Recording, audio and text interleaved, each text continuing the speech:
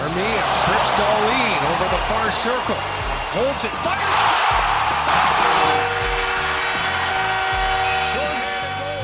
You're listening to All the Kings Men. That's kept in by Podorowski at the blue line, but it's forced back out again. And now Evans, 2-on-1 with Armia. Evans for Armia scores! A short-handed goal for Joel Armia. 4-3 Montreal. Now, here's your host, Jesse Cohen. Joining me today from Rocket Sports, all the way from Montreal, Rick Stevens. Rick, comment ça va? Ça va bien, et toi? Yeah, comme ci, comme ça. It's been a while since we've spoken. We're here today It's to talk... been a while, yeah. Yes, it's been quite a while. We're here today to talk about a player whose first name I'm going to ask you to clarify pronunciation. I believe it's Joel Armia? Joel Armia, yeah. Joel Armia. All right. He is a 6'3" forward, right shot forward, formerly of the Montreal Canadiens, now contracted with the LA Kings. And, you know, he's one of those players where, you know, when I was looking at his career stats, I didn't realize that he never played for anybody, I should say, I never realized that he played for anybody other than Montreal. In my mind, he's been a Canadian since he joined the league. But not the fact he's only been a Canadian for 6 seasons or 7 seasons.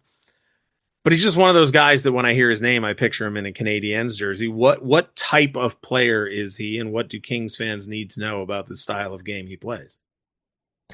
Joel Armia is he's a role player. He's a consummate role player. He's big. You said 6'3". He's got size, he's got reach, he'll play physical. He's good on the forecheck. He protects the puck well.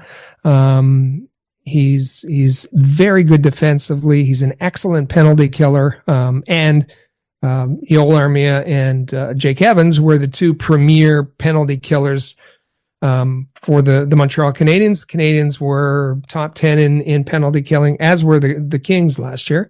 But that's Joel Armia. And you know, you watch Joel Armia play, and he'll put together this shift where he drives to the net and he fends off a large defenseman, and you think, oh man, Joel Armia should be top 6. He should play the power play. He should, just hold on those. I mean, if you're disappointed in Joel Armia's play, then you've set your expectations too high, because within his box, he's an excellent player. And I should say that I mentioned Jake Evans, with his partner on the penalty kill. The two of them also played together on the fourth line with Emil Heineman. And while Heineman was not injured for the first half of the season, that fourth line with Joel Armia was the go-to line for Marty St. Louis to start every game, whether on the road, whether at home. That was his go-to line to get out there and set the tone for the game. They would go in and dump the puck in, keep the play in the offensive zone, and then he'd send over one of the big lines. So Joel Armia, very valuable player for the Montreal Canadiens. One of the things, you know, I didn't do a deep dive on Armia, but one of the things that stood out to me immediately when I started looking at him was that he played 2 minutes and 32 seconds on the penalty kill. And the Kings' top penalty killers last season, forwards, were Danault and Moore. Danault played 1:52, Moore played 1:49. Byfield played 1:35. Fogle played 1:33. Kempe played 1:26. Kopitar played 1:07. And after that, it's just, you know, spot duty, right? Trevor Lewis, 30 seconds. And Trevor Lewis not on the team anymore. So you have a guy like Armia who's very clearly filling a role that previously the Kings were filling with, you know, guys that they had who could do it. But it sounds like Joel Armia is like, that is his role, that he is I don't want to say specialist, but he is a penalty killer. And it sounds like the Kings will do well to have bottom 6 players, specifically fourth liners, who will kill penalties so that it doesn't, you know, one of the knocks against the team in the playoffs last year was that they only played the top 3 lines. They didn't play the fourth line, and, you know, they have an aging D core now. And so to bring in forwards and defensemen who are specifically brought in to play that role. It seems like it would only be for the best. Yeah, I'd agree. Joel Armia is excellent at penalty killing. He, as I said, a good partner with Jake Evans, and but that shouldn't be understood that he doesn't have any offense to his game. One of the reasons that they were so effective, both Armia and Evans, was they were a threat to score shorthanded. Joel Armia, I think he had 3 shorthanded goals last season, and Evans had several. And he's not the kind of guy that's going to cheat looking for opportunities, but if the opportunity is there, they just flip the switch and would turn to offense and were a significant threat to score on the penalty kill. The other thing about, I said he doesn't cheat. Joel Armia, if he makes a mistake, it's not going to hurt you. He's going to make a mistake in an area that it's not going to be an issue. Very responsible on the penalty kill. You mentioned Jake Evans, and I'm looking at the Montreal Canadiens line distribution numbers, and it looks like the two of them were paired together shorthanded 43.9% of the time that the Canadiens were shorthanded. How much of Armia's success on the penalty kill is because of Jake Evans, and how much of it is because of Joel Armia? Yeah, that's a great question. They obviously matched up very well, but both are pretty efficient at doing it. And there have been times when they were paired with others due to injury or whatever it's been. I think they're both very good. I think they both know what's required on the penalty kill, and as I said, look for opportunities to turn it into an offensive threat. So they just became, chemistry-wise, they became very comfortable with each other. And as you said, they were out there a good part of the time for the Canadiens. The Kings lost a few players this offseason, one of whom, Vladislav Gavrikov, known for having a sort of outgoing personality in the locker room. I don't know about your fans, but Kings fans will know that the team was famous for dancing in the locker room a season ago. And, he was the one sort of behind that.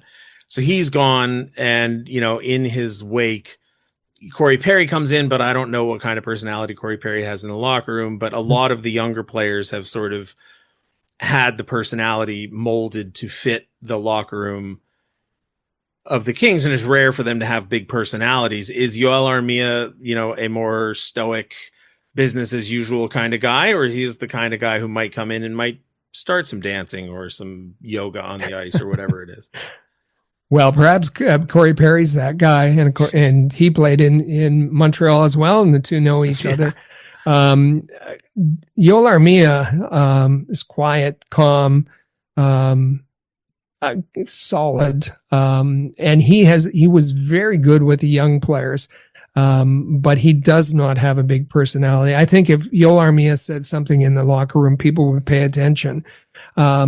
And he's more likely the kind of player who's going to go over and sit with a younger player and talk to him individually. And we've heard that he did that at times when somebody needed, a pep talk or whatever it might be. Joel Armia, the Montreal media. The Montreal media is infamous. And Joel Armia was rarely requested to do an interview, because he didn't say a whole lot. He was quiet. He wasn't dynamic when he got out and spoke. And he liked it that way. And I remember, Arturi Lehkonen had a very bubbly personality. And Joel Armia had a talk with him when Lehkonen was and said, "Don't act like that. Then they'll ask for you. They'll ask to interview you. You must stay low key. They won't ever ask. They won't ever request to have an interview with you." And that's the way Armia played it. Doesn't care so much for the interviews a very senior member of the locker room who would be valuable to younger players. I'm looking at his stats and I see he played 81 games last year, but that other than 79 games for the Jets in 2017, 2018, we're looking at 57 games, 58 games, 41 games, 60 games, 43 games, 66 games. Now, the 58 games, I guess that would, or no, it was 41 games was the COVID shortened season. So that is not as low a number as it sounds, but is he injury prone? Was he healthy scratched? Why so many games out of the lineup? Yeah, lately he's been pretty consistent. You'll notice that one of those seasons, 2 years back, that he spent some time in the AHL. He had 2 stints in the AHL, 23-24, yeah, and that would make up for those games that he missed with the Canadiens. And that was interesting because and part of it, Marty St. Louis was getting used to coaching 12-year-olds and then thrown into the fire with the Montreal Canadiens, and he kind of I think sent Joel Armia to the Laval Rocket as a bit of a wake up call, and Armia reacted professionally. He helped the kids in Laval. He didn't complain, and he came back, and he was a more focused player and a valuable player. So I don't think he has missed games.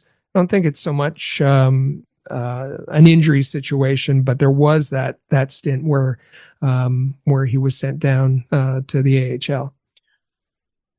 I think the assumption moving forward is that he will be on a fourth line with either Perry, Hellenius, Turcotte, or some combination of the players that the Kings have left out of their top 9, because I think the assumption is that Kuzmenko, Kopitar, Kempe, Fogle, Deneau, Moore, Laferriere, Byfield, and Fiala will make up the top 9. If there are, for whatever reasons, injuries or lines that don't click or trades that cause people to leave the lineup, what's Armia's ceiling? Could he finish the season as a fourth liner penalty killer, or is there potential for him to move up a line and play with Deneau and Moore on the third line or whomever it might be? Because right now I don't know we don't have a Jake Evans for him to kill penalties with. And I'm assuming part of the success of that penalty killing tandem was familiarity built over time. Could be with Deneau as well.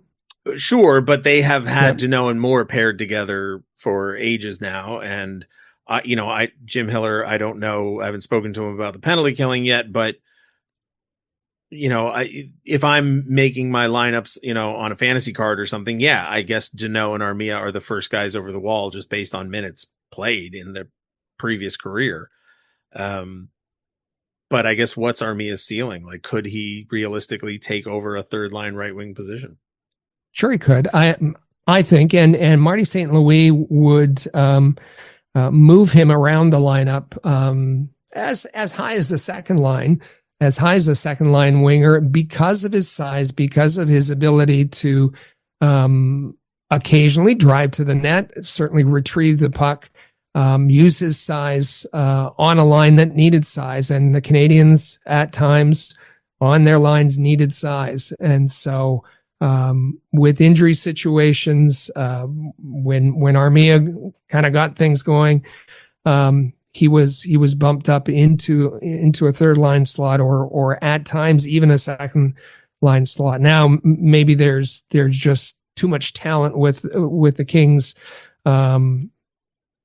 they would need that situation. Remember, the Canadiens have been in the bottom, other than last year, a miraculous run to get into the playoffs. So maybe Armia was playing a little higher than he should in a competitive lineup, but he doesn't look out of place when he has those opportunities. Now he is 6'3". He's listed at 216 pounds. So, I mean, he's a big guy. Yeah.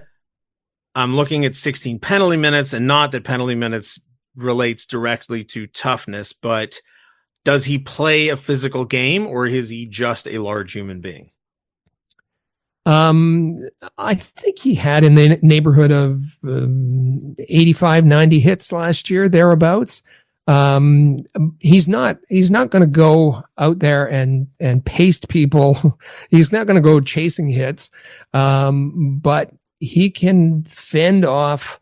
He has the strength to fend off other players, opponents, and he isn't afraid to go in the corners. As I said, he's good at puck retrieval. He isn't afraid to go to the front of the net. So he's not going to be knocking things around on the ice, but he's a solid player, solid over his skates for sure. I ask just because the last two Stanley Cup finals have been Edmonton versus Florida, and so the conversation has sort of tilted towards, is big boy hockey back? Some people, myself included, would argue that it never really left. It was always, that was the teams that have won the Stanley Cup over the years, other than those, rare instances where you have those Pittsburgh teams that were just loaded with talent in a way that, are just uncommon. Generally speaking, you need to play a certain way. And, obviously the Kings of 2011, 2012, paced is sort of the perfect word, right? Like their bottom six players would punish you so that in the third period, you would not want to push back. But it doesn't sound like that's the kind of game he plays. No, Corey Perry, sure, for sure. Yeah, no, I mean, and Joel Edmondson. I mean, they, last summer that was the focus, was let's bring in, sandpaper, and then this summer it seems to have been let's just bring in size and veteran experience so that Jim Hiller would feel more comfortable playing a full lineup in the playoffs. Yeah, and I think for Armia has been known in his career, and even with Winnipeg, for elevating his game in the playoffs, for being a solid player in the playoffs when he's gotten those opportunities. And I think that's why he was, he could have, Kent Hughes could have traded him at the trade deadline. The Canadiens were not in a playoff spot until the very last game of the season. So there was Jake Evans, there was David Savard, there was Joel Armia, and very famously, Nick Suzuki went to management and said, "No, don't trade anybody." And management said, "You're going to guarantee we're going to get there?" He said, "Yeah." And they kept Armia around, but the scuttlebutt was that a first and second round pick were offered for the package deal of Evans and Armia. Whether the Kings were in on that at the time, I'm not sure, but there were teams that were calling. Kent Hughes did say that Joel Armia was the player that teams most often called about around the trade deadline. So he is a valuable piece of a contending puzzle. Excellent. Well, listen, obviously Kings fans hope that he contributes here. He's signed to a 2-year contract, so we'll see how it goes in year one, and I imagine he'll probably play out the length of the contract in a Kings jersey. Rick Stevens, thank you so much. I appreciate you joining me. Always great to talk to you, Jesse. Thanks again.